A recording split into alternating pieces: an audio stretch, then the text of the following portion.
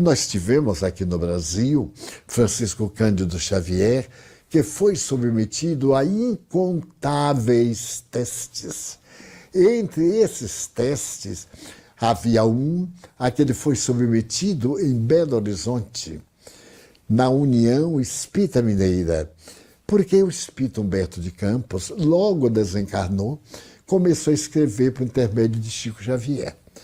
Quando Chico Xavier, pouco antes, havia publicado o livro Parnaso de Além Túmulo, em que poetas portugueses e brasileiros apresentavam páginas líricas da poesia, nos mais diferentes estilos, de Guerra Junqueiro a Castro Alves, de Eça de Queiroz a Alta de Souza, poetinhas, poetaços, grandes gênios da poesia. Abalou a opinião da Academia Brasileira de Letras. O próprio Humberto de Campos, que tinha suas manifestações materialistas, disse: se este homem escreveu isto de conta própria, ele poderia ocupar aqui na academia diversas cadeiras. Senhoras, senhores, queridas irmãs, queridos irmãos espíritas, caras amigas e caros amigos que nos acompanham através da Web TV Mansão do Caminho e pelos demais veículos da comunicação social, recebam os nossos votos de muita paz. É muito comum perguntar-se o que é o Espiritismo.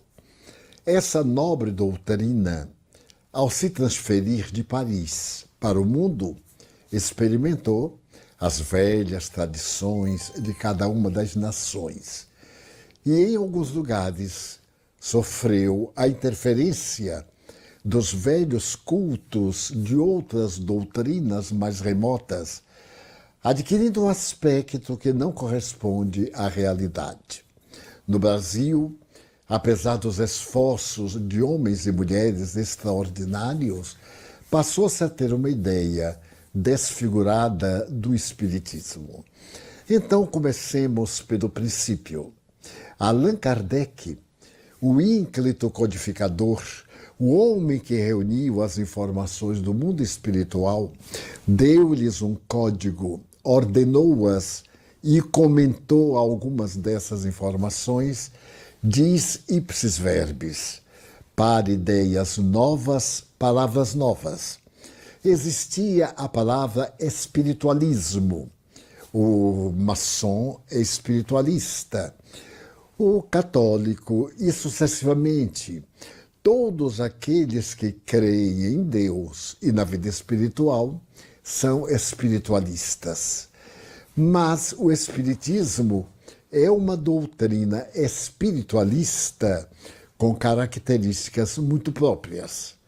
Além daqueles conceitos espiritualistas comuns a todas as religiões, soma mais algumas propostas filosóficas, científicas e ético-morais. Por exemplo, o Espiritismo tem como base fundamental a crença em Deus. Todos os espiritualistas também creem em Deus. O segundo item é a imortalidade da alma. Todo espiritualista crê na sobrevivência do espírito. O terceiro item já é uma variação. Comunicabilidade dos espíritos. Para muitas doutrinas, aqueles que desencarnaram não retornam. E alguns ainda atestam que Moisés proibiu as evocações. Se Moisés proibiu as evocações, é porque evocados os espíritos voltavam. Não é o caso do Espiritismo. O Espiritismo afirma que os desencarnados comunicam-se com as criaturas humanas. Outro item, a reencarnação. Ela não é comum a todas as doutrinas espiritualistas. Há algumas, sim, há outras, não. Os católicos, protestantes, não admitem a reencarnação. embora acreditem na ressurreição dos mortos. O Espiritismo procura elucidar, do ponto de vista moral, na reencarnação, a justiça divina. Porque uns sofrem mais do que outros? Porque alguns destinos tão ingratos? Porque as vidas teratológicas, aqueles que nascem com deformidades absolutamente grandes, outros que se dirá, mas para que nasceu? É uma vida inútil, não fala nenhum deles, não ouve, não tem nenhuma comunicação com o mundo e ainda tem algumas patologias mentais. Por quê e para quê? O Espiritismo, através da reencarnação, elucida que esses indivíduos estamos resgatando erros cometidos em outra existência, não é em outra vida, porque a vida é única. No corpo ou fora do corpo, nós estamos na vida. As existências corporais que são muitas, como as roupas que nós vestimos, de acordo com a nossa idade, com as tradições ou as imposições da época. Então a reencarnação é básica do Espiritismo, de algumas linhas do esoterismo e de outras doutrinas, mas não de todas. Também a pluralidade dos mundos habitados. Jesus o disse: na casa de meu Pai há muitas moradas. Senão eu lhe teria dito, vou preparar-vos lugar. Mas eu sou o caminho, a verdade e a vida, e ninguém vai a meu Pai, senão através de mim. É um conceito bastante profundo. Quando nós olhamos para a nossa Via Láctea e sabemos que ela tem 200 bilhões de sóis, nós ficamos impressionados. Mas quando nós somos informados que existem mais de 2 bilhões de Via Lácteas em nosso universo e que diariamente astros, sistemas e galáxias são absorvidos pelos buracos negros do universo, enquanto outros surgem da poeira das estrelas, afirmado pela doutrina que isso dos astros, nós perguntamos por que só a Terra deve ter habitantes.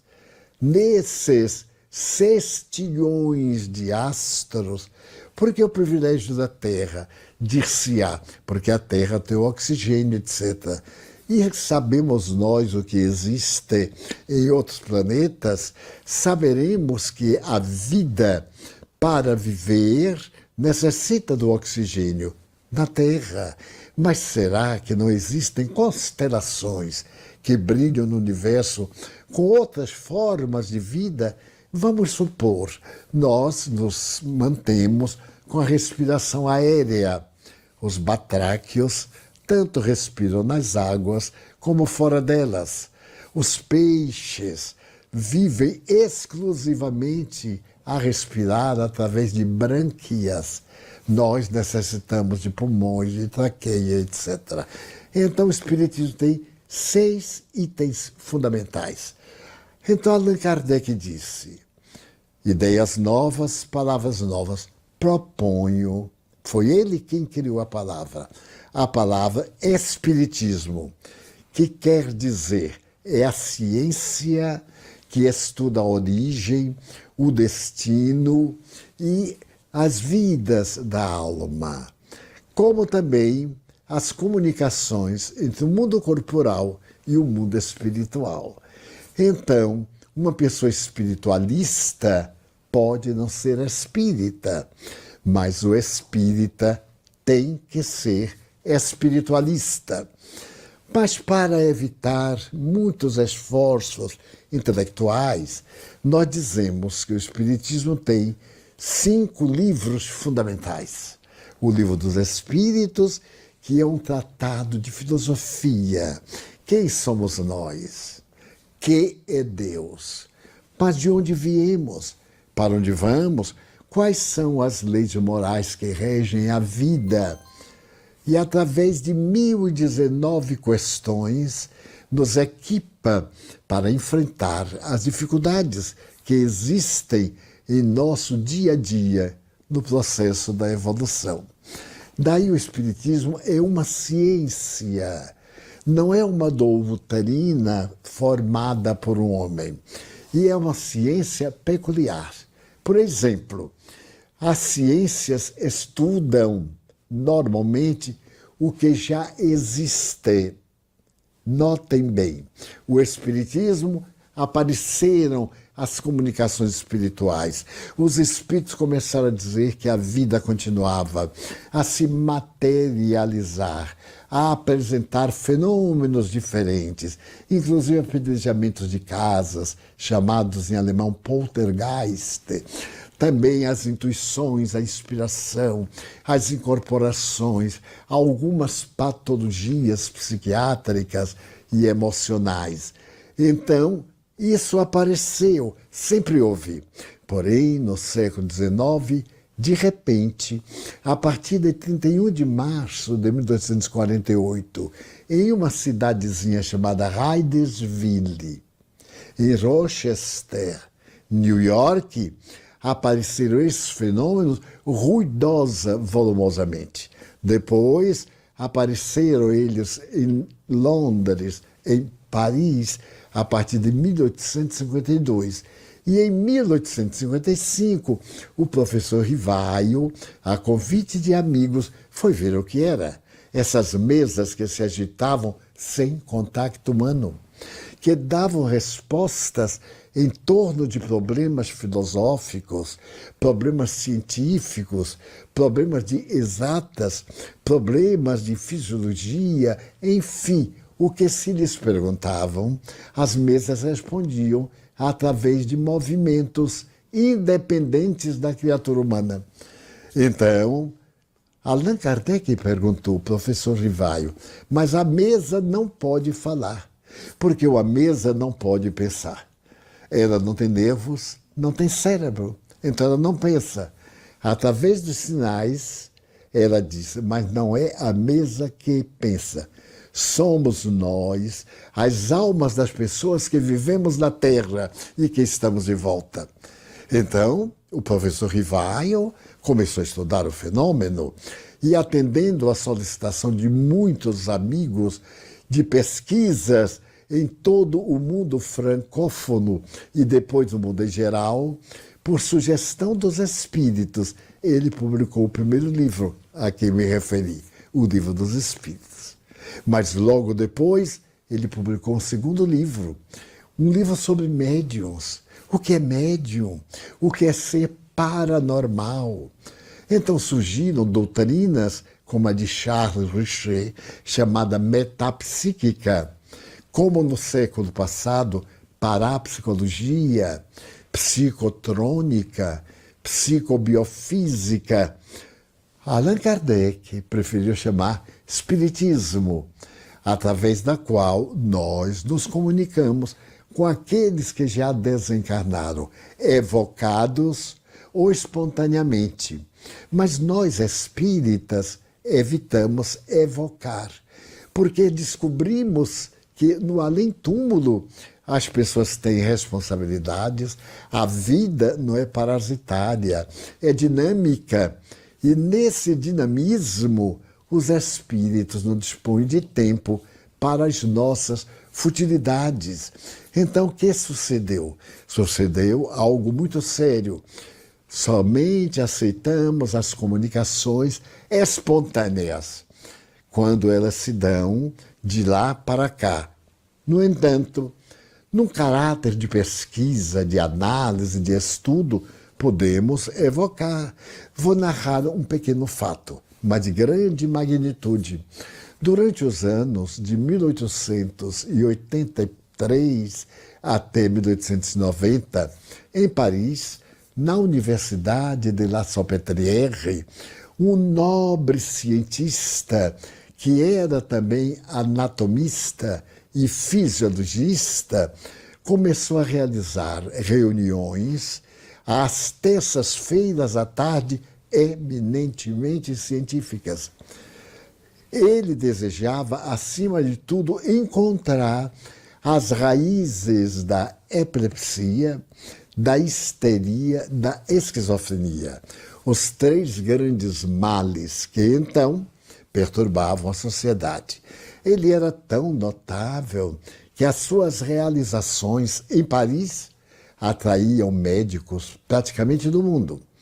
Imaginem que o admirável Sigmund Freud, que residia em Viena, abandonou a sua clínica em Viena em 1885 para vir estudar com o professor Charcot. Era o nome do eminente anatomista. Era um verdadeiro gênio.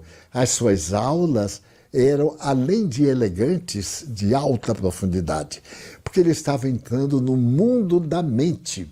Só se conhecia da mente a consciência. Fazia pouco se percebeu que a consciência era um patamar, que abaixo do patamar da consciência havia um mundo de recordações, ao qual foi dado o nome de subconsciência. E mais tarde se descobriu que esta subconsciência tinha depósitos profundos de informações. Aí se criou o inconsciente. Carl Gustavo Jung, o notável psiquiatra, percebeu que neste inconsciente profundo havia informações universais, que um paciente poderia lembrar de coisas aqui que outro recordava na Europa, na Ásia, na África, sem nenhum contato. Era um arquivo geral. Então, este inconsciente profundo foi chamado inconsciente coletivo. Mas havia, ao mesmo tempo, um inconsciente em que o indivíduo lembrava da gravidez da sua mãe, dos primeiros momentos da infância, de acontecimentos, como nós recordamos, de praticamente toda uma existência. E ele deu o nome de inconsciente individual. Notem a grandiosidade.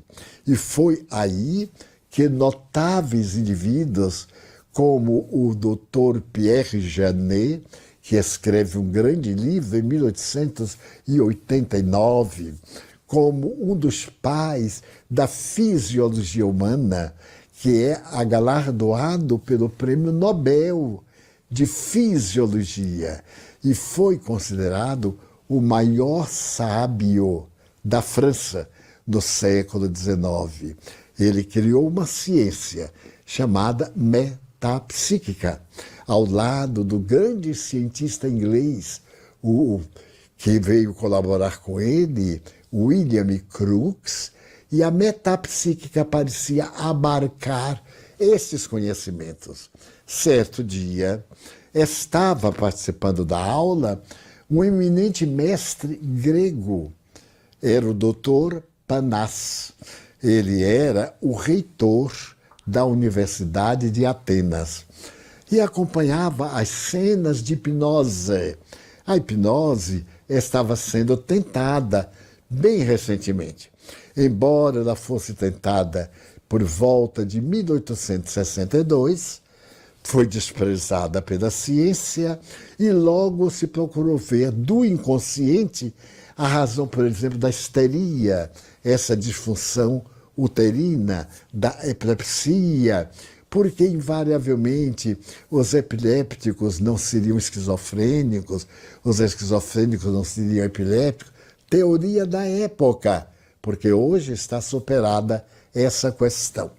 Então, o Dr. Panas, vendo uma jovem analfabeta da região da Normandia, na França, internada ali no sanatório, em um lugar dedicado exclusivamente aos psicopatas, então ela era hipnotizada pelo professor Charcot e assumia personalidades.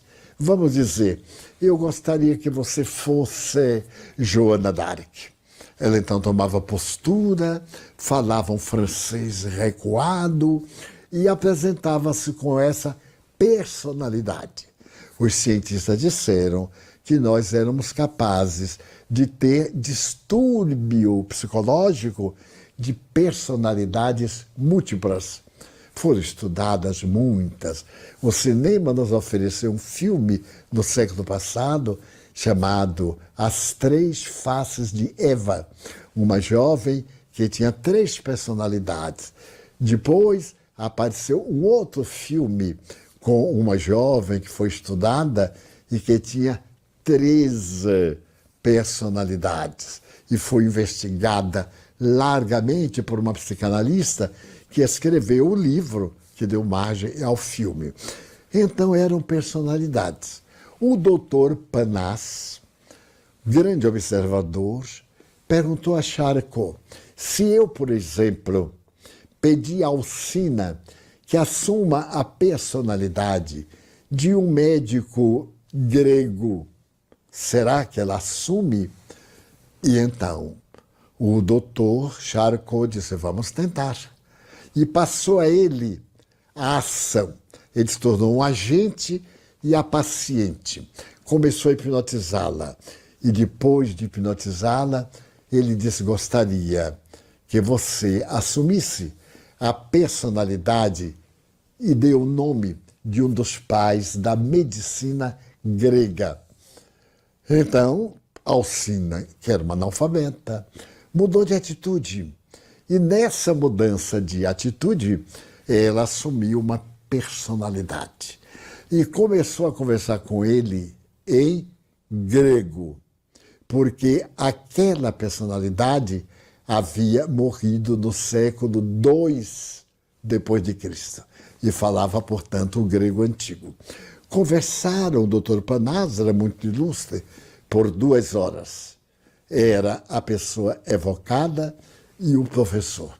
Ao terminar, o professor pediu que aquela personagem deixasse uma frase. Ela, que era analfabeta, foi ao quadro de giz e escreveu: a ciência irá pesquisar ainda muito, vai descobrir um sistema circulatório, como o sistema nervoso, capaz de interpretar a maioria dos enigmas do comportamento. Estamos em 1885, 86. Só se conhecia praticamente o sistema nervoso central. Então, o espírito faz esta prevenção profética e assina Galeno. A letra grega era exatamente como Galeno escrevia quando estava reencarnada na Terra. Então, ao terminar e Alcina voltar ao normal, uma mulher histérica, o doutor Panas perguntou ao doutor Charcot, mas como é que você explica isto? Ele disse, eu não tenho explicações. Eu sou um cientista que pesquisa, porque as personalidades múltiplas não poderiam levar ao médium um conhecimento de medicina do século II.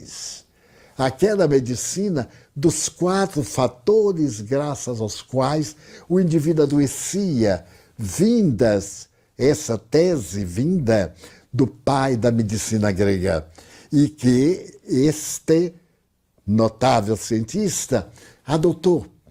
Então, ele diz, terá que ter sido o próprio que veio, sem a menor sombra de dúvida. Ele ali esteve para demonstrar a realidade. Freud fascinou-se com a hipnose e ali nascem os primeiros vestígios da psicanálise, principalmente do paciente ficar deitado e ir falando. E, naturalmente, o pesquisador ia anotando os pontos traumáticos, repetitivos, o que está no inconsciente, para depois fazer a análise e a interpretação simbólica. Daí, nasce neste ambiente de cultura científica, absolutamente científica, demonstrando a realidade dos espíritos imortais. Nós tivemos aqui no Brasil Francisco Cândido Xavier, que foi submetido a incontáveis testes. Entre esses testes, havia um a que ele foi submetido em Belo Horizonte, na União Espírita Mineira, porque o espírito Humberto de Campos, logo desencarnou, começou a escrever por intermédio de Chico Xavier. Quando Chico Xavier, pouco antes, havia publicado o livro Parnaso de Além Túmulo, em que poetas portugueses e brasileiros apresentavam páginas líricas da poesia, nos mais diferentes estilos, de Guerra Junqueiro a Castro Alves, de Eça de Queiroz a Alta de Souza, poetinhas, poetaços, grandes gênios da poesia. Abalou a opinião da Academia Brasileira de Letras. O próprio Humberto de Campos, que tinha suas manifestações materialistas, disse: se este homem escreveu isto de conta própria, ele poderia ocupar aqui na academia diversas cadeiras, pela genialidade de imitar mais de 20 espíritos, estilos. Imaginemos Augusto dos Anjos, a sua dificuldade para nós, para mim, que sou leigo. Observemos o poema de Alfonso de Guimarães, de Pedro de Alcântara. Ora, e foram multiplicando à medida do tempo. Chico recebeu mais de 100 poetas nos seus estilos, nos seus hábitos, na maneira como virgulam até as frases em prosa. No caso dos romances de Emmanuel, de época, fazendo a demonstração de conhecimentos geográficos históricos, o nome de cidades antigas, conforme os romanos denominaram, os hábitos romanos foram estudadas, as obras foram pesquisadas e foram comparadas com estudos do comportamento, da existência de pessoas que viveram naquela época. E o mais fascinante é que os detalhes, as expressões linguísticas do latim falado pela aristocracia, como o latim popular falado pelas legiões, está tão claro no Ave Cristo, nos 50 anos depois, na notável biografia dele, que é um livro comovedor, e também no Renúncia, obras de peso, mas, sobretudo, no Paulo Estevão, narrar todas as viagens. Vejam que não é fácil citar as cidades em que ele esteve, na Grécia, em Roma, naquelas pequenas regiões e ilhas perdidas no Mar Egeu e em outros mares, com exatidão profunda e exatidão do texto bíblico, sem ter consultado a Bíblia. Então, Chico Xavier recebeu mais de 10.000 cartas de pessoas desencarnadas, inclusive de minha mãe. Foi um momento dos gloriosos da minha vida. Eu estava em Miami e, depois de uma jornada pelos Estados Unidos, eu retornava ao Brasil. Então, escrevi antes ao Chico dizendo que estaria retornando por Belo Horizonte e que iria a Uberaba para vê-lo.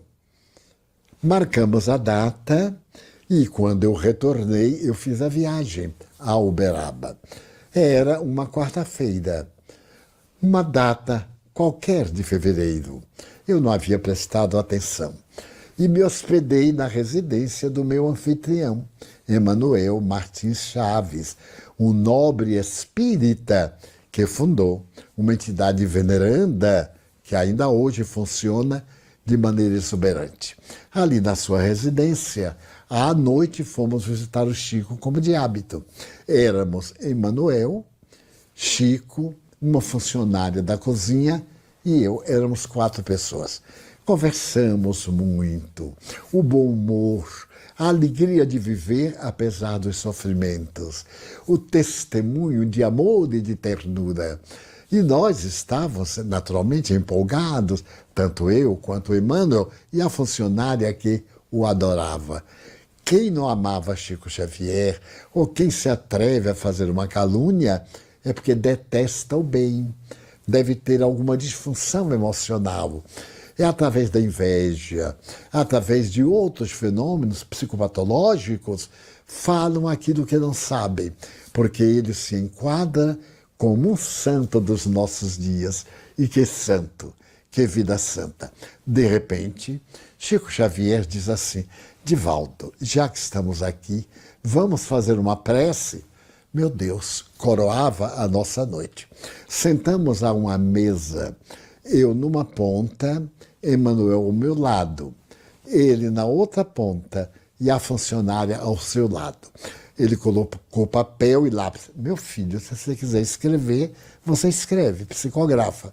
Eu também, se vier alguma coisa, psicografa. Lemos um texto do Evangelho, ele fez uma prece e começou a psicografar. Eu também. Passado o tempo próprio, eu terminei, ele terminou, e ele me disse assim: leia, meu filho, a mensagem de Dr. Bezerra para mim. Notem, eu então fui olhar. Era uma mensagem do Dr. Bezerra para o Chico. Nós sorrimos, uma mensagem linda de ternura, e eu muito emocionada. Quando eu terminei, ele disse: olha, Divaldo, sua mãezinha mandou-lhe uma mensagem. E eu parei um momento e lembrei-me que minha mãe era analfabeta. Como é que ela podia estar escrevendo? Quer dizer, meu raciocínio não era espírita, era um raciocínio materialista, que se vai daqui para lá. Não, se volta para casa. E em casa se toma conhecimento de tudo que nos pertencia e que nós deixamos para a viagem terrestre.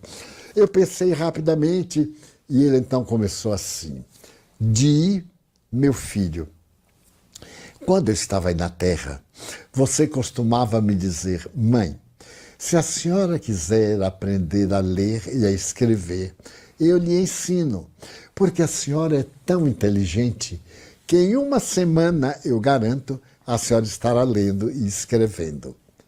Meus amigos, minhas amigas, esta é a mais absoluta verdade, porque somente eu e minha mãe comunicávamos dessa forma, porque ela me pedia para ler os livros de Kardec, os livros de Emmanuel, de Joana de Ângeles, e eu os lia para ela num gozo infinito. Ela era muito perspicaz, sempre dava uns adendos, uma adenda mais profunda.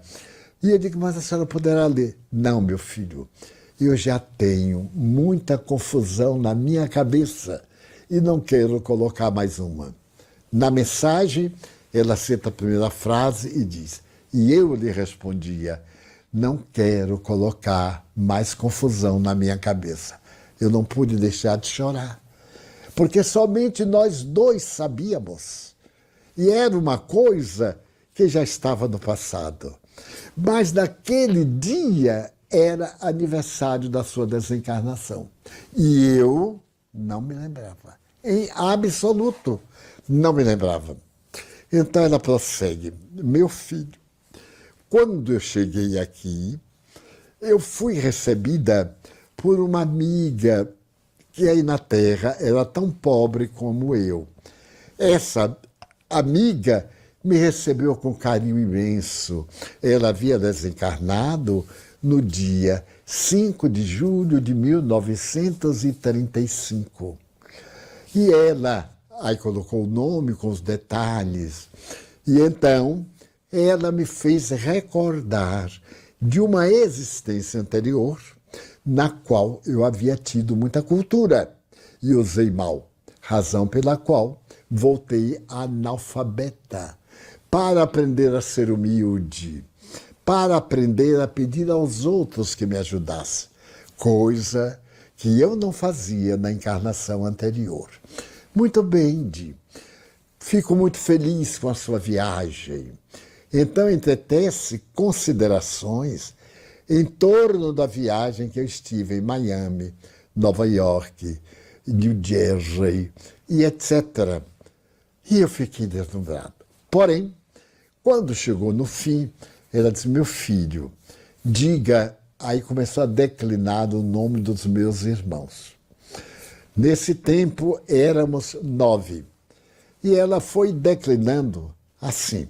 Diga Genésio, meu irmão mais velho. Diga a Otília, a número 2. Diga a Dete, cujo nome era Ildete. Diga a Dete, número 3. Então ela colocou os nomes em ordem decrescente de nascimento. Se eu fosse chamado, ou agora, a dizê-lo de momento, eu teria que pensar. Mas escreveu aquilo com uma rapidez. E então, um abraço, meu filho. Continue, etc., como todas as mães. E assinou em letras de imprensa, Ana, com 2 N's, conforme os documentos em que nós colocamos o seu nome na condição de filhos. Todos nascemos ainda pela velha ortografia. E era assinado Ana com 2 N's. Eu li, comovi-me muito. O Chico me disse, fico feliz, porque minha mãe também era analfabeta, Divaldo. Maria João de Deus, eu já sabia. E ela, quando me escreveu a primeira carta, foi assim, cheia de ternura. E publiquei um livro que minha mãe escreveu logo depois do Parnaso de Além-Túmulo. Conversamos, mas eu fiquei intrigado com aquela senhora que a recebeu no além em 1935. Em 1935 eu tinha 8 anos e não conhecia essa senhora. Feira de Santana não era uma capital, era relativamente um pequeno burgo. Bom, quando eu voltei, eu perguntei ao meu irmão Genésio. Em 1975, ele tinha 35 anos, porque ele nasceu em 1900. Então eu perguntei, Genésio, você se lembra de uma amiga de mãe, Dona Maria? Ele deu o nome todo. Ele olhou e disse, não, de mãe não teve essa amiga. Perguntei a Ildete, que viveu com minha mãe a vida inteira, ela não se casou. Então ela conhecia todas as amigas de minha mãe. Quem é que eu não conhecia? E Dete me disse, não, ela não teve esse amigo, essa amiga. Eu fiquei intrigado, porque Chico Xavier nunca se enganou na mediunidade. Minha mãe era muito verdadeira, mas ele estava um fato. A data que fizeu. O prefeito de Feira de Santana era muito amigo, foi meu colega de escola. Eu então lhe pedi para me permitir olhar nos livros de nascimento e de morte da época 1930 a 37, porque teria que contar. E então eu mesmo e o notário fomos, eu contei, ele teve curiosidade, não encontramos. A minha decepção não foi grande. Eu fiquei somente, mas tem que ter uma explicação. Em Feira de Santana, um amigo meu, Laurites, era um pesquisador histórico. E eu lhe contei, eu não podia ficar lá. Era meu período de trabalho de funcionário público. E o Laurites me disse, Divaldo, não se preocupe, eu vou pesquisar. E pesquisou durante 6 meses. Não encontrou. Por fim, manda-me ele uma carta com uma fotografia da página do livro em que está a morte de Dona Maria. A data exatamente a que o Chico me deu. E ele explicava, naquela época, os municípios eram muito grandes. O município de Feira de Santana era enorme, tinha várias vilas. Mais tarde, numa lei de municípios, várias dessas vilas tornaram-se cidades também. Pois bem, Dona Ana tem toda a razão. Aqui tem a cidadezinha de São José das Itapororocas, 12 quilômetros de Feira de Santana. Notem que fato histórico. E então ele teve a ideia. Talvez ela já sido enterrada numa dessas vilas que naquela época era a Feira de Santana. Aí ele foi a São José. Lá chegando, ele narrou ao padre, com certo cuidado, estava fazendo uma pesquisa histórica e desejava ver os livros de assentamento daqueles que foram sepultados lá na vila, em volta da igreja. O cemitério era ali em volta da igreja. E o sacerdote não teve nenhuma dificuldade, não se opôs. E ele achou Dona Maria, vinda de Feira de Santana, porque era protestante, não lhe deram terreno sagrado em Feira. Ela foi enterrada nos arredores. Então, que fato! Eu peguei esses documentos e entreguei à doutora Marlene Nobre Severino para fazer um estudo parapsicológico, porque isto somente quem sabia era minha mãe e a morta. Ou o coveiro, que, por uma hipótese qualquer, o coveiro morto. A senhora morta e minha mãe morta. Então ninguém da nossa família conheceu essa criatura. E ela existiu. Portanto, ela foi amiga de minha mãe. É um fato. Eu contei ao próprio Chico depois, todo o detalhe. A doutora Marlene ficou de pesquisar, ou melhor, de transcrever, porque não tem o que pesquisar. Já está pesquisado, com as assinaturas de todos. Inclusive, eu pedi ao Lauritz para registrar em cartório a carta que ele fez, para documentar. Então, os mortos voltam. O que a minha mãe me escreveu, aliás, eu tenho uma mensagem na letra do Chico, mandei plastificar, porque ele escrevia a lápis, e com o tempo vai apagando em papel de jornal. Então, a doutrina espírita prova, não valessem os fatos por meu intermédio. Não valessem. Podia ser que eu fosse um esquizofrênico, antissocial, um esquizofrênico com personalidades múltiplas, como alguém já disse. Enfim, fosse um portador de um transtorno. Ainda recentemente, um psiquiatra do Recife, com sua esposa, perguntaram se eu permitia que eles me examinassem como psiquiatras. Ele viria aqui à mansão, ficaria comigo, observaria com sua esposa e depois escreveria um livro. Claro, eu aceitei. Ele é um nobre psiquiatra, é professor de psiquiatria da universidade, é um jovem com uma linda folha de serviço, sua senhora esposa também.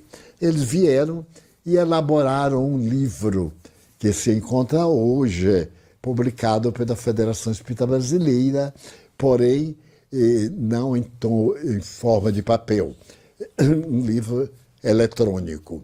Fizeram a publicação e a propaganda bem recentemente, há um mês ou dois. Eu sou tão desinteressado dessas coisas que, se me perguntar o nome do livro, eu no momento não sei. Desculpe, mas eu não me lembro. Porque não tenho nenhum interesse no que julguem de mim.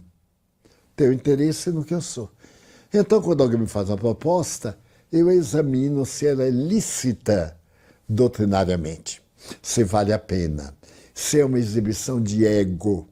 Então, quando é o ego, eu recuo, porque eu estou procurando o self, estou procurando o Cristo de Deus, integrar-me, servir a Jesus. Notem que eu fiz duas palavras, o Cristo de Deus. Esse estado búdico, o notável psiquiatra Jung tem uma palavra muito própria.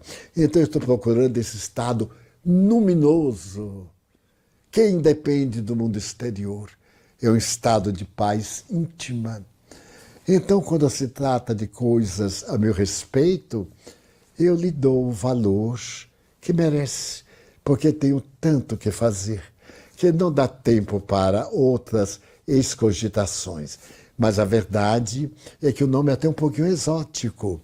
E eles dois chegaram à conclusão que eu não seria um psicopata, não seria nenhum transtorno, eu seria portador de fenômenos parapsicológicos, fenômenos espíritas. Ele examinou com o critério científico. Então, não bastassem esses fenômenos que mudaram a minha vida de sacristão e presidente da Cruzada Eucarística para um devotado ceareiro. Quando eu digo devotado, porque me dedico. Não quer dizer que eu seja bom nem mau. Sou espírita, o de que sinto imensa alegria. Porque o espiritismo me equacionou todos os conflitos interiores. Através da reencarnação, eu descobri belezas, isto é, a razão das minhas provas, analisando uma que outra reencarnação que os espíritos me falaram, ou de que eu me recordei no estado de lucidez, eu pude encontrar a razão de ser o 13º filho de uma família e hoje viver quase em solidão, porque todos os meus irmãos morreram. E eu vi morrer 9. Experimentei a presença da irmã morte 9 vezes. Depois, meu pai em meus braços aqui da Mansão do Caminho, minha mãe em meus braços. Eu tinha pela minha mãe, por meu pai também, é claro, porém com ela havia mais intimidade, uma ternura imensa, porque minha mãe tinha olhos verdes e eu tinha uma inveja. E um dia ele disse assim: ai, mãe, por que a senhora não me deu de herança esses olhos lindos? Ela sorriu.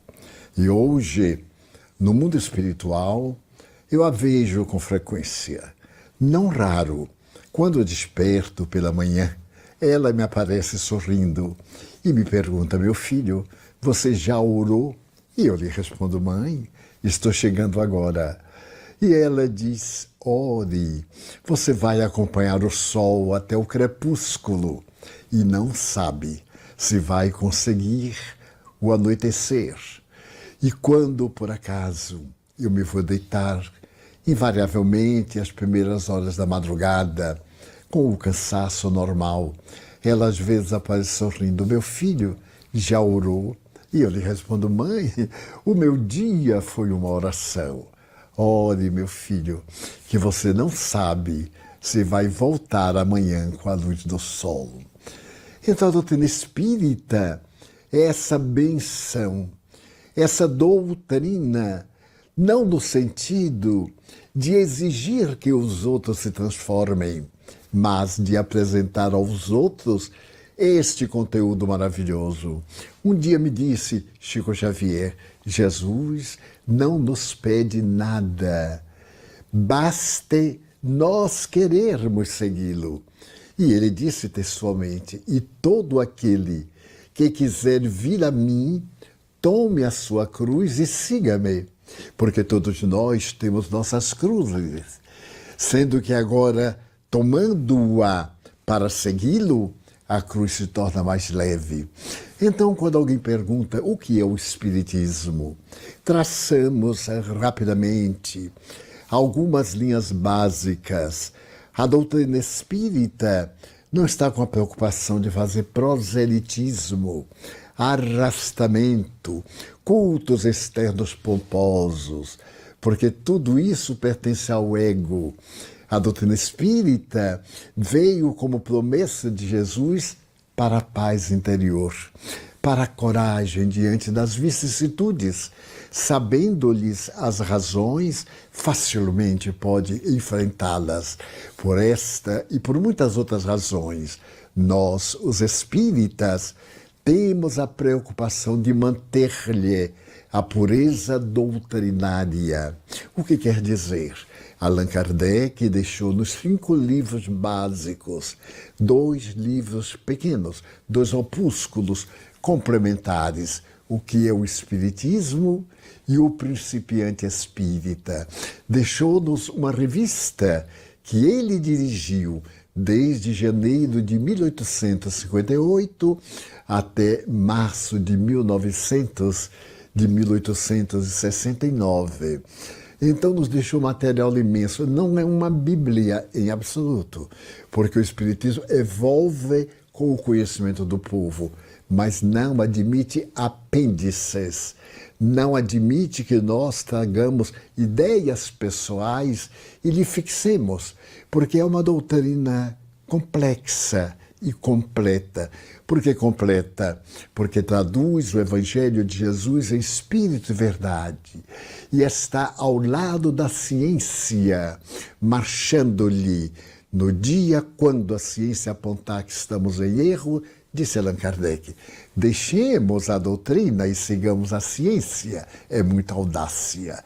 Desde aquele recuado período dos anos 1855 até a sua desencarnação, fazer uma premonição de tal natureza que hoje, com a física quântica, com a química molecular, com as doutrinas da cerebrologia, o Espiritismo continua à frente, porque ele estuda as causas, enquanto a ciência estuda os efeitos.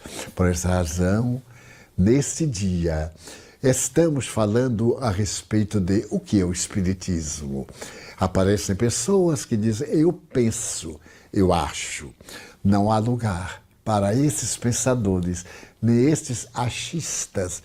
Então se poderia dizer que ela está estanque em 1857, 1869, quando Kardec morreu. Não, porque os espíritos continuam comunicando-se e trazendo-nos as ideias do hoje e do amanhã, nesta perspectiva sublime de um mundo de regeneração. Mundo de regeneração esse que nos vai ensejar a plenitude, formulando votos de muita paz. E que você, caro amiga, caro amigo, se não é espírita, pelo menos leia, en passant, a doutrina, o Evangelho, o Livro dos Espíritos, reflexione em silêncio. Não precisa que ninguém o oriente. As obras, o pensamento de Cristo orienta-nos e decida para tomar a sua cruz e seguir a felicidade. Muito obrigado. Quando Divaldo Franco nos conduz através dos fundamentos doutrinários, ele revela não apenas conceitos, mas a própria arquitetura espiritual que sustenta nossa compreensão da existência. Suas palavras ecoam a precisão científica com que Allan Kardec estruturou o Espiritismo, demonstrando que esta doutrina transcende o mero espiritualismo para estabelecer-se como ciência do espírito, filosofia da vida e guia ético para a humanidade. O Espiritismo distingue-se das demais correntes espiritualistas através de 6 pilares fundamentais que constituem sua identidade doutrinária. Enquanto a crença em Deus e a imortalidade da alma são patrimônio comum às religiões, a comunicabilidade dos espíritos inaugura território específico da revelação kardeciana.